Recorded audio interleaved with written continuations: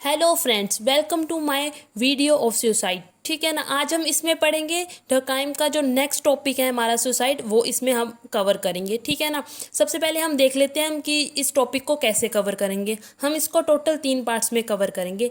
पहले पार्ट में हम सुसाइड को इन जनरल और साइंटिफिक मेथड जो यूज़ किए हुए हैं डर्कहाइम ने इसमें, वो देखेंगे। सेकेंड वीडियो में हम क्या पढ़ेंगे, इसमें हम पढ़ेंगे the forces, the suicidogenic forces that leads to suicide. ठीक है ना। थर्ड वीडियो में हम इसके क्रिटिसिज्म को कवर करेंगे। इस तरह हम इसको टोटल 3 पार्ट्स में कवर करेंगे। हमें पता ही है क्योंकि हमारा सबसे पहला जो काम होता है किसी टॉपिक को स्टार्ट करने से पहले, वो क्या होता है, उसके PYQ देखना। चलो लेट्स स्टार्ट। देखते हैं PYQ ऑफ सुसाइड की सुसाइड से पहले कितने क्वेश्चन पूछे गए हैं। ठीक है ना। चलो देखते हैं। ये तो रिलीजन वाले निकल गए। हाँ, ये रहे। ओह बस तो ठीक है ना। सुसाइड में सिर्फ 2 क्वेश्चन ही पूछे गए हैं। एक क्वेश्चन पूछा गया 2017 में और दूसरा 2018 में। पहला क्वेश्चन क्या पूछा गया है, थोड़ी गड़बड़ी हो गई है यहाँ पे राइटिंग में, लगता है। Discuss the distinct social method adopted by amyl Durkheim in his study of suicide. मतलब कि कौन कौन से जो मेथड्स हैं डर्कहाइम ने यूज़ किए हैं स्टडी करने के लिए सुसाइड को। दूसरा क्वेश्चन पूछा गया है डर्कहाइम का बेसिक आर्ग्यूमेंट पूछा गया है सुसाइड पर, और can you analyse high suicide rate at of contemporary Indian society with the help of Durkheim's theory. मतलब कि 2 क्वेश्चन पूछे गए हैं सुसाइड पर, ये एक में मेथड पूछे गए हैं और दूसरे में पूछा गया डर्कहाइम का आर्ग्यूमेंट सुसाइड पर, और जो सुसाइड रेट किस तरह से एनालाइज करेंगे हम कंटेम्प्रेरी इंडिया में, ये पूछा गया है। ठीक है ना। चलो अब हम अपना टॉपिक स्टार्ट करते हैं सुसाइड। ठीक है ना। स्टार्ट हम डेफिनेशन से ही करेंगे। ये कौन सा निकल गया, ये तो मटेरियलिस्टिक वाला निकल गया। चलो आ गया। चलो अब हम अपनी डेफिनेशन से ही स्टार्ट करेंगे। टू द पॉइंट हमें पेपर में लिखना है, इसलिए हम करेंगे भी टू द पॉइंट ही। जो मेन थिंग है वो समझ भी लेंगे साथ साथ में। ठीक है ना। चलो सुसाइड स्टार्ट करते हैं। ठीक है। सुसाइड स्टार्ट करते हैं डर्कहाइम की डेफिनेशन से सुसाइड की। Durkheim in his le suicide 1897 define करते हैं सुसाइड को as suicide is any case of death caused by directly or indirectly positive or negative action of the victim himself which he knows will produce this result। अब हम इसको थोड़ा break कर करके पढ़ते हैं। ठीक है ना। सबसे पहले डर्कहाइम ने किस बुक में लिखा है अपना सुसाइड के बारे में, ली सुसाइड 1897 में, और डिफाइन किया है सुसाइड को as suicide is any case of death. Suicide क्या है, एक डेथ ही है। कोज्ड बाय किसके कारण होती है, डायरेक्टली और इनडायरेक्टली। मतलब कि जा तो डायरेक्टली का मतलब है, मान लो हम कूद के पानी में सीधे जाकर गहरे पानी में मर जाएंगे, डायरेक्ट मौत। ठीक है ना, सुसाइड कर लिया। इनडायरेक्टली होता है जब इंसान की या बंदे की इंटेंशन नहीं होती मरने की, लेकिन फिर भी वो मर सकता है उस टाइम पर। मान लो कि जैसे हम इसमें एग्जांपल ले लेते हैं आर्मी पर्सन की। बंदा आर्मी में, इंसान आर्मी में जाता है, ठीक है ना, प्राउड के साथ, लेकिन उसमें उसको थोड़ा सा पता होता है कि वो, हाँ, कि उसको गोली लग सकती है, लेकिन फिर भी वो जाता है। मतलब उसकी इंटेंशन नहीं है मरने की, मरना नहीं चाहता वो, लेकिन चांस है थोड़ा कि वो मर सकता है। ठीक है ना। उसके बाद पॉजिटिव एक्शन या नेगेटिव एक्शन। पॉजिटिव एक्शन में आ गया कंज्यूमिंग पॉइजन, नेगेटिव एक्शन में आ गया स्टारवेशन, रिमेनिंग इनसाइड और बर्निंग हाउस। ये हमारे सारे नेगेटिव एक्शन में आ जाते हैं। ठीक है ना। Of the victim himself which he knows, उसे पता है कि इससे मैं मर सकता हूँ, which he knows will produce this result. ठीक है ना। आगे मैंने positive action, negative action, positive action, negative actions और इंडायरेक्ट कॉजेज लिख दिए हैं। ठीक है ना। ये आपको लिख के नहीं आना पेपर में, ये तो मैंने ऐसे ही कि कौन कौन से एक्शन होते हैं वो लिख दिए हैं साथ में। ठीक है ना। आगे पढ़ते हैं। For the purpose of theory building he took the data from police records. उसने जो थ्योरी बनाने के लिए सुसाइड पर, उसने क्या किया, डाटा इकट्ठा किया, पुलिस रिकॉर्ड से डाटा लिया फ्रॉम वेरियस रीजन। ये नहीं कि उसने एक ही रीजन से सारा इकट्ठा किया डाटा, उसने अलग अलग रीजन से इकट्ठा किया। ठीक है ना। ऑल ओवर द यूरोप, यहाँ से उसे मिल सकता था, उसने वहाँ से इकट्ठा किया डाटा। और हाँ, एक और बात, डिफरेंट रीजन तो चुने उसने, लेकिन टाइम पीरियड भी अलग अलग चुना। ये नहीं कि एक टाइम पीरियड का ले लिया, अलग अलग टाइम पीरियड चुना उसने और अलग अलग टाइम पीरियड से डाटा इकट्ठा किया। With the help of this data, इस डाटा की मदद से फिर उसने थ्योरी बनाई सुसाइड पर। ठीक है ना। अपनी establish that suicide is a social phenomena. फिर उसने कहा कि हाँ, सुसाइड क्या है, एक सोशल फिनोमिना है, ये कोई इंडिविजुअल फिनोमिना नहीं है। इस तरह उसने रिजेक्ट कर दी जितनी भी अर्लियर एक्सप्लेनेशंस थी ना, कि जैसे कि डिप्रेशन के कारण सुसाइड करते हैं लोग, अलग अलग थ्योरीज थी, जैसे क्लाइमेट थ्योरी थी और साइकोलॉजिकल थ्योरी थी, उसने सारी रिजेक्ट कर दी। ठीक है ना। अब आगे उसने हमारे पास कुछ आर्ग्यूमेंट दिए इन स्पोर्ट, मतलब कि जो उसने बोला कि ये सोशल फिनोमिना है, इसके स्पोर्ट में उसने कुछ आर्ग्यूमेंट दिए, ठीक है ना, जो कि इसको प्रूव करते हैं कि हाँ ठीक है ये सोशल फिनोमिना है। आगे हम पढ़ेंगे 3 पॉइंट, जो ये 3 पॉइंट है ना, हम अब उससे पहले इन 3 पॉइंट्स को पढ़ने से पहले हम पढ़ेंगे साइंटिफिक मेथड, क्योंकि जब हम साइंटिफिक मेथड पढ़ेंगे ना, जितने वो मेथड यूज़ हुए हैं, जो उसमें मतलब कि जितना भी कंटेंट लिखा हुआ है ना, उन सभी का निचोड़ इन 3 पॉइंट्स में ही है। इसलिए हम साथ साथ ही पढ़ेंगे। सबसे पहले हम साइंटिफिक मेथड्स पढ़ेंगे और साथ में इन पॉइंट्स को डिस्कस करते जाएंगे, ठीक है ना, ये ध्यान में रखना। अब हम इकट्ठे पढ़ेंगे ये पॉइंट्स को और दूसरे जो हमारे पास साइंटिफिक मेथड्स हैं उनको। साइंटिफिक मेथोडोलॉजी, आपको पता है कि जो सुसाइड वाली थ्योरी है डर्काइम की, ये इंपॉर्टेंट इसलिए है क्योंकि डर्काइम ने पहली बार सोशियोलॉजी में साइंटिफिक मेथड्स को यूज़ किया था, इसलिए ये थ्योरी इंपॉर्टेंट हो जाती है, ठीक है ना। अब उसने कौन कौन से मेथड यूज़ किए थे सुसाइड में, वो हम देखते हैं। इसने कौन कौन से मेथड यूज़ किए। सबसे पहले यूज़ किया इसने मल्टीवेरिएट एनालिसिस यूज़ किया, और फिर कंपैरेटिव मेथड, और उसके बाद सर्वेज एक्सेट्रा, ये 3 मेथड यूज़ किए, ठीक है ना। सबसे पहले देखते हैं सर्वे मेथड का उसने किस तरह यूज़ किया। उसने पता क्या किया, सबसे पहले उसने अलग अलग कंट्री से डाटा मंगवाया। ये तो हमने पीछे देखा ही लिया कि उसने पुलिस रिकॉर्ड मंगवाए थे। उसने ना एनालाइज किया डाटा जो कि उसने अलग अलग कंट्रीज से मंगवाया था, ठीक है ना। डाटा को एनालाइज करने के बाद फिर उसने क्या कंक्लूड किया, उसने एनालाइज पहले किया, फिर उसने देखा कि जो पिछली थ्योरीज थी जो कहती थी कि जो डिप्रेशन के कारण लोग सुसाइड करते हैं, कुछ हेरिडेटरी फैक्टर होगा, कुछ रेस फैक्टर होगा, इसके कारण लोग सुसाइड करते हैं, उसने ये सारा ही क्या कर दिया, नकार दिया, उसने रिजेक्ट कर दिए ये थ्योरी, ठीक है ना, कि ये फैक्टर्स नहीं है कि जो कि सुसाइड को इम्प्लीमेंट करवाते हैं, ठीक है ना।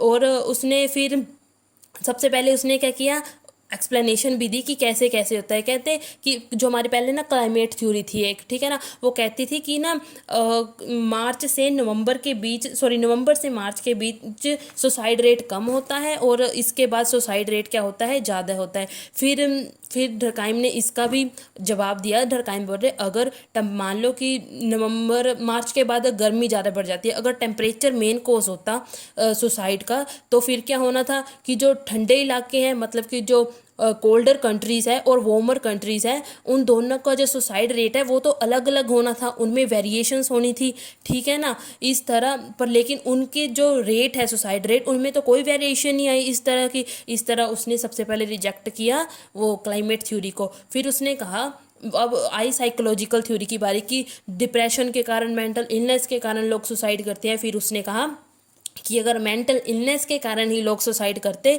तो जो कंट्रीज जिसमें ज़्यादा मेंटल इलनेस है उसमें ज़्यादा सुसाइड रेट होता है as compare to those countries जहाँ पे लोग हेल्दी है। इस कारण यहाँ पर भी कुछ वेरिएशंस होनी थी, ठीक है ना, यहाँ पर भी कुछ वेरिएशंस होनी थी। फिर उसने इस तरह पर, लेकिन वहाँ पर तो कोई वेरिएशंस नहीं आई, मतलब कि कंट्रीज़, दोनों कंट्रीज़ में यहाँ पर मेंटल इलनेस ज़्यादा है और यहाँ पर कम है, दोनों में जो सुसाइड रेट है वो एकदम मतलब कि कंसिस्टेंट है, मतलब कि थोड़ा सा ही फ़र्क है, ज़्यादा फ़र्क नहीं है। मतलब कि जो हमारे पास अलग अलग कंट्रीज़ है ना, उनमें जो सुसाइड रेट है वो कंसिस्टेंट पाया गया, मतलब कि हर कंट्रीज़ में सुसाइड हो ही रहा है, ठीक है ना। इस तरह इसने दोनों थ्योरीज को रिजेक्ट किया। ये था हमारा सर्वे मेथड। अब हम जो पहला पॉइंट है उसको देखते हैं, जो पीछे पड़ रह गया था हमारा। अब हम करेंगे इसको, ठीक है ना।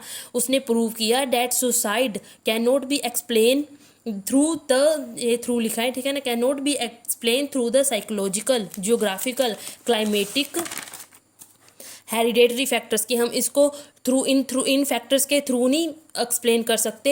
ही यूज डाटा, जो भी मैंने आपको बताया कि कैसे उसने डाटा कैसे शो किया कि ये जो है इसमें कोई कोरिलेशन नहीं है। He use the data to show that there is a no correlation between the rate of suicide and different non social factors, ठीक है ना। कह रहा है कि इसमें कोई रिलेशन नहीं है जो सुसाइड में और नॉन सोशल फैक्टर्स में, जो कि टेम्परेचर, रेज, एल्कोहलिज्म एक्सेट्रा है, ठीक है ना। अब हम पढ़ते हैं अपना नेक्स्ट मेथड जो है कंपैरेटिव मेथड। कंपैरेटिव मेथड में डर्काइम ने पता क्या किया, इसने कुछ स्टैटिस्टिकल टेक्निक्स को यूज़ किया और देखा कि यहाँ पर ना कुछ तो कंकॉमिटेंट रिलेशन है सुसाइड रेट में और सोशल वेरिएबल्स में, ठीक है ना।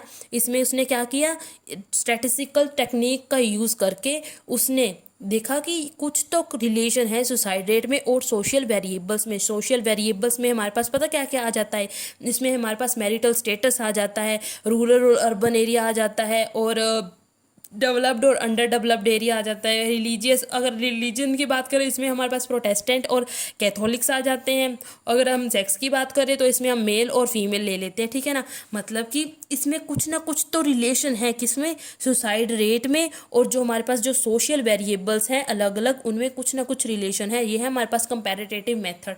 समझ आ गया। इसमें उसने बोल दिया हाँ there is some concomitant relation between suicide rate and different social variables. अब हम अपना सेकंड पॉइंट पढ़ते हैं। इसमें भी ये लिखा है, he explain the sociological cause of suicide by correlating, उसने कोरिलेट किया सुसाइड रेट को with various social factors.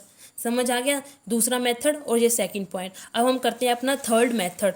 Third method था हमारा मल्टीवेरिएट एनालिसिस। मल्टीवेरिएट एनालिसिस, आपको पहले मल्टीवेरिएट का मतलब पता होना चाहिए कि मल्टीवेरिएट एनालिसिस होती क्या है, ठीक है ना। Multivariate analysis in this approach Durkheim analyse, इसमें पता क्या करते हैं, ये डर्काइम एनालाइज करते हैं impact of multiple independent variables. मतलब कि हमारे पास वेरिएबल्स, देखो दो तरह के वेरिएबल्स होते हैं, एक होता है डिपेंडेंट वेरिएबल, एक होता है इंडिपेंडेंट वेरिएबल। अब हम क्योंकि सुसाइड की थ्योरी पढ़ रहे हैं तो इसमें सुसाइड जो है वो मेन है, जो कि मेन होता है ना हमारा, जिस पर हम किसी चीज़ का इफेक्ट जानते हैं। मतलब कि मान लो poverty is caused by because of lack of education and और भी बहुत सारी थिंग्स होती है जिसके कारण पॉवर्टी होती है, ठीक है ना। मान लो अब पॉवर्टी इसमें डिपेंडेंट वेरिएबल है। अब पॉवर्टी पर हम इफेक्ट देखेंगे अलग अलग चीज़ों का, जैसे एजुकेशन का देख लिया जा, जिस कारण से पॉवर्टी इंक्रीज होती है उसका देख लिया, ठीक है ना। मतलब कि जिस पर हम इफेक्ट, मतलब कि जो मेन थिंग होती है, जिस पर हम मेन थिंग जो होती है, जैसे अब इसमें क्या है हमारे पास सुसाइड है। अब हम सुसाइड पढ़े हैं, सुसाइड पर इफेक्ट देखेंगे सभी का। सुसाइड इसमें क्या हो जाएगा, डिपेंडेंट वेरिएबल। इंडिपेंडेंट वेरिएबल्स होंगे जो जिनका इफेक्ट होगा सुसाइड पर, जैसे रिलीजन का इफेक्ट क्या है सुसाइड पर, जेंडर का इफेक्ट क्या है सुसाइड पर, एज का इफेक्ट क्या है, ठीक है ना, और मैरिड और अनमैरिड का क्या इफेक्ट है सुसाइड पर, ऐसे पता लग गया। डिपेंडेंट वो होते हैं जिन पर हमें इफेक्ट देखना होता है, जो दूसरे होते हैं इंडिपेंडेंट जिनका इफेक्ट होता है उस डिपेंडेंट वेरिएबल पर, ठीक है ना। आई होप आपको समझ आया होगा।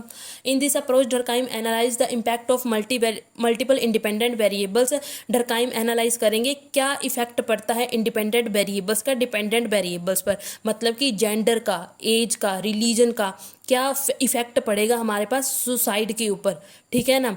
उसके बाद इफेक्ट ऑफ, उसके बाद पता क्या करते हैं हम, effect of particular independent variables can be assessed when other variables are kept constant. इसके बाद करते हैं हम, मान लो अब सुसाइड क्या है हमारे पास, सुसाइड है, ठीक है ना। सुसाइड क्या है हमारे पास, डिपेंडेंट वेरिएबल है, ठीक है ना। हमें पता है ये क्या है हमारे पास, डिपेंडेंट वेरिएबल। अब मान लो कि हमने देखना हुआ कि एज का क्या इफेक्ट पड़ता है सुसाइड पर, ठीक है ना।